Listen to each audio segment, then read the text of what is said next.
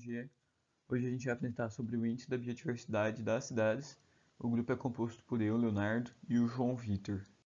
Então, partindo do princípio, a gente já tem noção de que a cidade, as comunidades, só por elas existirem, elas exercem uma pressão sobre a biodiversidade no local que ela esteja.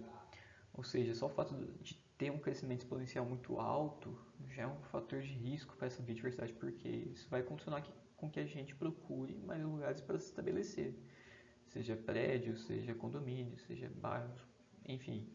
E isso acaba fazendo com que as cidades se expandam e acabem comendo aos poucos o que resta de biodiversidade ali da região, né? Algumas com um teor maior de desmatamento, acho que não seria a palavra ideal, mas de pressão para essa biodiversidade, outras com menos, né? Isso varia de local para local, mas sempre vai existir.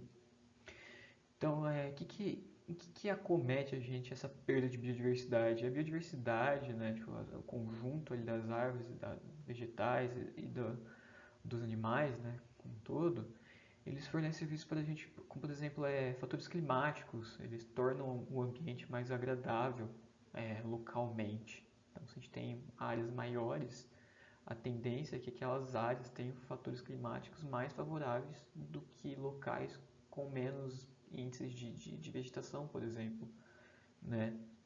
E não só isso, né? Também a questão de fornecer alimentos para a fauna que coexiste com a gente. Por exemplo, fauna de pequenos mamíferos, de aves principalmente, morcegos. E isso pode acometer no seguinte, por exemplo, trocas de dispersão de sementes é um fator interessante de se comentar. Então, a gente perde esses fatores conforme a gente perde o nível de biodiversidade, a qualidade da biodiversidade local. Né? Qualidade de água é outro exemplo que a gente pode citar, que é muito comum. A gente não ter quase nenhuma vegetação ali, barrando sujeira externa, enfim, água de enchente, e acaba cometendo nisso, em uma péssima qualidade. Pode vir a causar mau cheiro, uma aparência péssima, enfim, tem N fatores aí que podem ocorrer. E a atuação dos gestores muitas vezes não são eficientes, né? Ou não eram hoje, a gente espera que seja melhor, né? Então a gente tem problemas em qualquer cidade, cara, desde partes pequenas a partes grandes. Por exemplo, um problema que pode ser pontual em apenas um bairro, um problema que pode se expandir para a cidade toda. Então, são coisas que a gente não consegue mais evitar, a gente só tem que trabalhar ao máximo para que isso não seja prejudicial em uma escala tão alta. Então, assim como existem esses problemas, né, há quem os discuta, né? Então, assim, partindo do alto escalão ali da parte governamental, a gente tem a COP e o CDB, que são congressos e encontros internacionais entre países, onde eles discutem assuntos de calão ambiental, basicamente, né? O que está acontecendo, o que a gente vai fazer, como a gente vai fazer isso, né? Estabelecer metas, objetivos, ações, enfim, são basicamente isso que acontece lá. Então, eles desenvolveram ali, acho que na COP número 10, que foi do 10º encontro, eu acho, o plano de ação para a biodiversidade. O que é isso? É basicamente o planejamento de como a gente deve agir para não piorar a situação, né? Então, a gente teve ali um incentivo deles para nós, né? Não só para nós, né? Para todos os países ali que estavam colaborando e estavam participando, que se aderisse índices, por exemplo, o índice de Singapura sobre a biodiversidade das cidades. Biodiversidade das cidades. Enfim, e o que é isso? O índice ele existe para ajudar a gente a compreender o quão ruim ou quão bom está aquele local. Então ele pode envolver vários fatores, desde tipo, análises rápidas, pontuais, visuais, né, que você olha e fala, por exemplo, o cheiro. Enfim, existem várias técnicas que você pode usar, né? Então você quer, igual eu estou ali, a gente quer aferir o estado da biodiversidade local, né, da nossa cidade e através disso classificar de forma quantitativa. Então a gente traz fatores antes qualitativos para formas de número mesmo, assim, que a gente pode olhar e falar assim, comparar, né? A gente pode comparar com outros locais, o quão ruim está, o quão bom está, né? Quais são as diferenças entre eles. E isso vai gerando para a gente uma autoavaliação, né? Um monitoramento do que está acontecendo ali, né? Piorou, melhorou? O que a gente tem feito para mudar isso? A gente também tem estabelecido as metas de AIT, que são basicamente metas similares às ODS, né? Que são metas para a gente cumprir mesmo, né? Então, por exemplo, em 2020 a gente tem que estar com X conservação de biodiversidade, zero perda de algum fator ali dentro. Uma que eu acho legal a gente comentar eu acho que a primeira meta, né, são 20, eu acho que a primeira, ele estabelece que até 2020 a comunidade, né, tem que ter conhecimento do que é a biodiversidade, como a gente pode preservar ela, né, o quanto ela interfere na nossa vida, o quanto que ela está ali com a gente, por mais que muitas vezes a gente não note. Então, assim, eu acho essa daqui interessante porque a gente como universitário, né, dentro da academia, o quanto de ação de extensão a gente está tendo com a comunidade, quanto a gente está realmente ensinando eles sobre essas questões, né?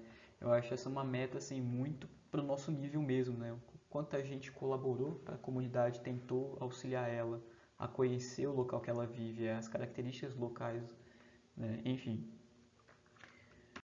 Então, um pouco mais sobre isso, né, que a gente tinha falado, ele tenta trazer essa questão do qualitativo, do que a gente olha e fala, tá bom, tá ruim, tá médio, e em quantitativo, onde a gente pode colocar em forma de escala, por exemplo, de 0 a 100, onde a gente pode ali definir quatro tópicos ali, né, batizar tipo de 0 a 25, péssimo, de 25 a 50, tá ruim, né, tá daquele jeito, de 50 a 75, tá legal, agora tá razoável, né, já não tá tão naquela condição vermelha igual a gente estava antes. Ou de 75 a 100 ali, que é o ponto ideal para a gente chegar, né. Então, assim, o índice de Singapura ele foi desenvolvido por vários pesquisadores em parceria com o Conselho de Parques de Singapura, né, especialistas, e a partir disso eles desenvolveram essa metodologia, né. Então, ele não foi aplicado em Singapura em primeiro lugar, né, foram em outros lugares, e no Brasil agora. E ele tem esse objetivo, né, de melhorar e entender a biodiversidade local em relação ao seguinte, né, ali em auxiliar junto com os gestores também tem relação.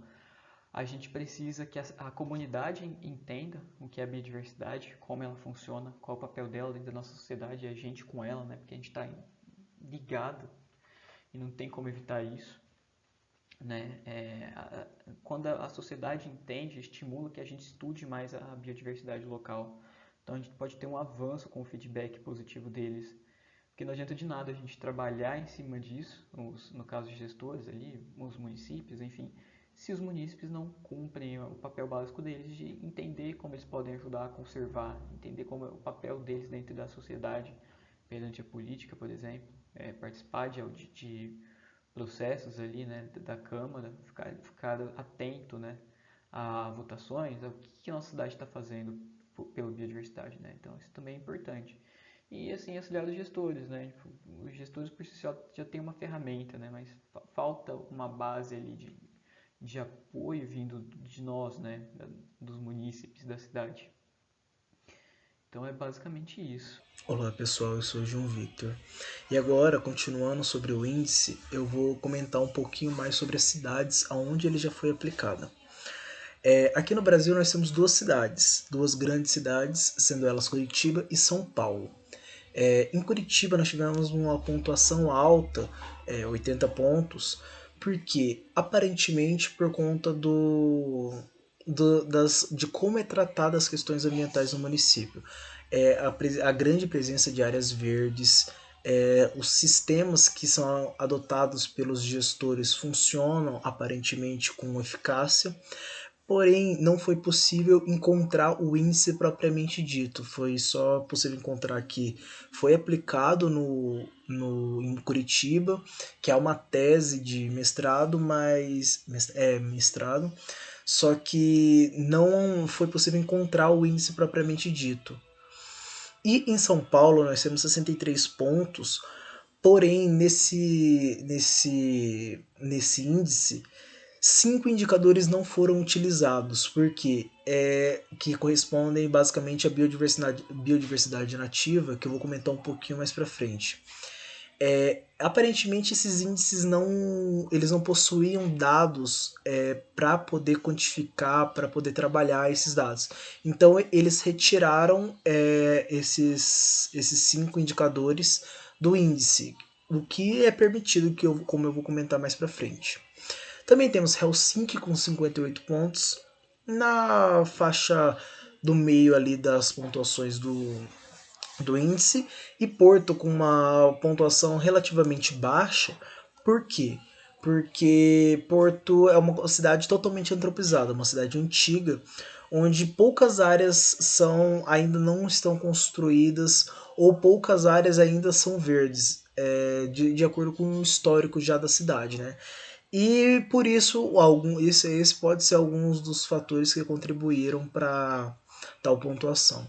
Mas também existem muitas outras cidades que foram aplicadas, Lisboa, cidades da Inglaterra, mais de quase 50 cidades do Japão, e por assim vai.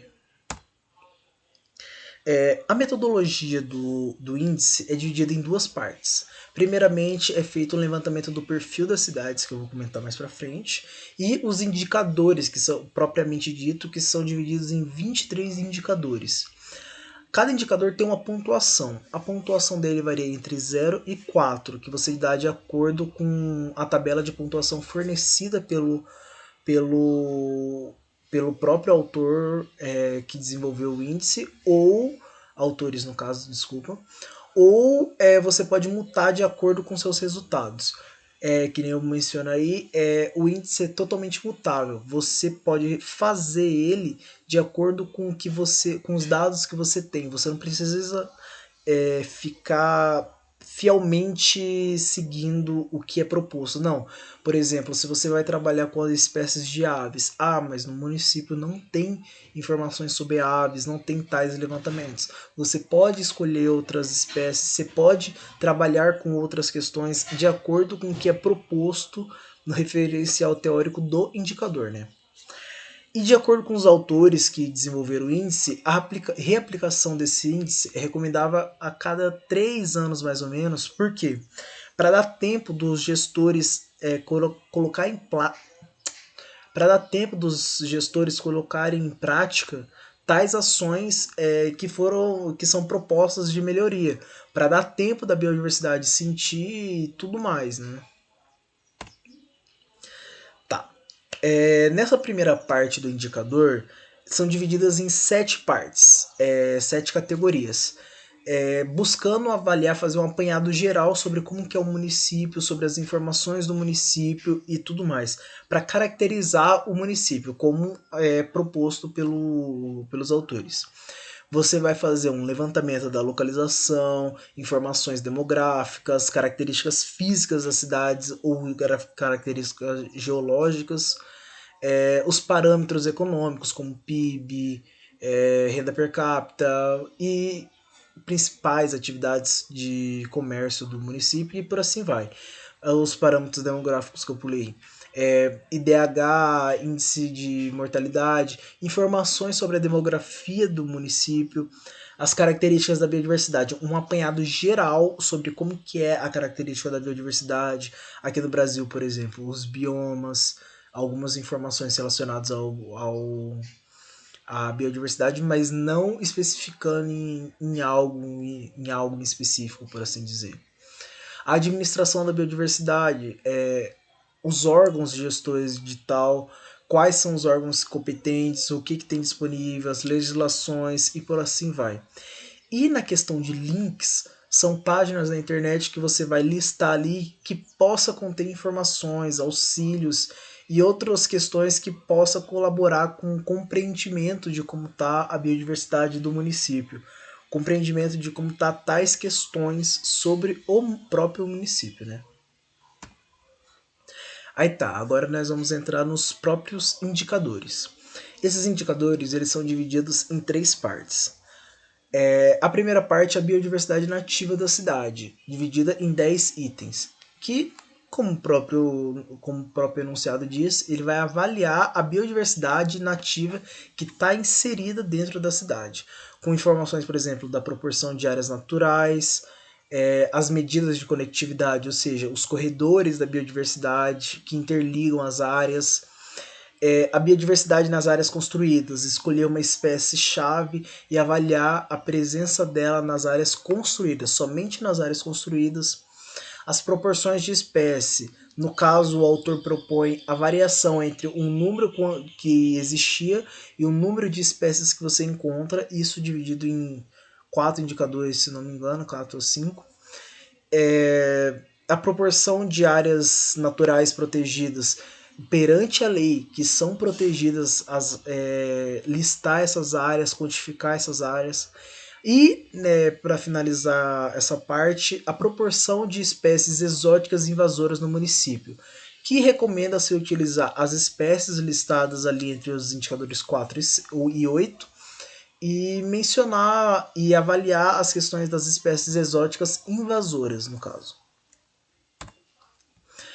Continuando, agora nós temos a parte dos serviços ecossistêmicos fornecidos pela biodiversidade. São 4 indicadores, onde nós avaliamos a regulação da quantidade de água, ou seja, as áreas permeáveis do município, a regulação climática, no caso, estoque de carbono e amenização da temperatura. A quantidade de árvores, por exemplo, que tem na cidade, a proporção arbórea, que influencia na modificação climática, na temperatura ambiente do local e também no estoque de carbono que elas mesmas realizam, né? Recreação e educação, visitas a parques, a disponibilidade de parques, as áreas verdes urbanas disponíveis no município, no caso, listar essas áreas. E, por fim, ainda também em recreação e educação, a quantidade de saídas a campo que as escolas fazem com jovens até 16 anos em parques anualmente, no caso. Listar quantas saídas a campo as escolas fizeram, basicamente. Agora, a terceira parte, são, se não me engano, 9 indicadores, aqui presente nesse primeiro slide nós temos 5, avalia a governança e o manejo dessa biodiversidade, como que os gestores estão atuando de acordo com a biodiversidade. Avaliamos, nesse caso, o orçamento que é direcionado à biodiversidade, quanto de fundo é direcionado para a biodiversidade, para trabalhar as questões da biodiversidade, o número de projetos desenvolvidos relacionados à biodiversidade anualmente, principalmente pelos órgãos ambientais do município. Se no município tem um plano de ação local da biodiversidade, plano de ação esse que está listado nas metas de Aichi, só que em vez de trabalhar as questões nacionais, ele fala para ver se tem algum plano nacional trabalhando nas questões locais, um plano local, no caso. A capacidade institucional, contando os números de funções relacionadas à biodiversidade. Um exemplo de funções relacionadas à biodiversidade seria jardins botânicos, centros de reabilitação de animais e por aí vai. Locais onde pode ser trabalhado, estudado, investigado e busque melhorias para a biodiversidade, no caso. A capacidade institucional, no caso, as agências governamentais que estão envolvidas nas questões ambientais, com parcerias relacionadas aos assuntos da biodiversidade. Basicamente, como o enunciado diz, listar a quantidade de agências do governo, no caso do primeiro setor, que se relacionam com os assuntos da biodiversidade em parcerias, como em projetos, programas e por aí vai.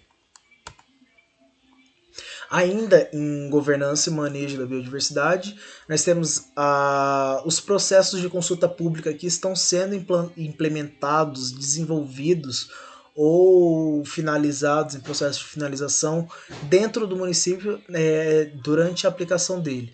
Processos esses que relacionam-se com a biodiversidade, com o tratamento da biodiversidade, buscando alguma melhoria, por assim dizer. A biodiversidade, e continuando na participação e parcerias, o número das instituições parceiras em planos, programas e ações relacionadas à biodiversidade. Nesse caso, não é tratado em relação às empresas públicas. Retiradas das empresas públicas, no caso, trabalhado no setor privado e em organizações não governamentais, o segundo e terceiro setor, por assim dizer. Finalizando quase o índice, trabalhar, ver se as questões da biodiversidade estão inseridas no ensino dos jovens, ou seja, se tais assuntos relacionados à biodiversidade está como obrigatoriedade a ser trabalhado nas escolas, basicamente. E por fim, no indicador 23, nós temos o número de eventos voltados à conscientização, trabalhar a educação sobre a biodiversidade, que são ocorridos no município anualmente. Que nem fala a quantidade de eventos que a cidade desenvolveu, que o município desenvolveu, trabalhando as questões ambientais, trabalhando a questão da biodiversidade como um todo, por assim dizer. Bom, esse foi a nossa apresentação. Gostaria de agradecer a participação de vocês. Muito obrigado pela colaboração de vocês no vídeo e tenham um ótimo fim de semana.